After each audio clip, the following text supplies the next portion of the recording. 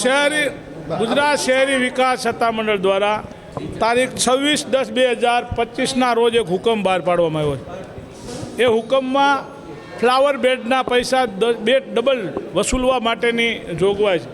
આ ફ્લાવર બેડના પૈસા રાજકોટ મહાનગરપાલિકા સિવાયની દરેક મહાનગરપાલિકાઓમાં જો આ પ્લાન મંજૂર થતો હોય તો રાજકોટમાં કેમ નથી થતો?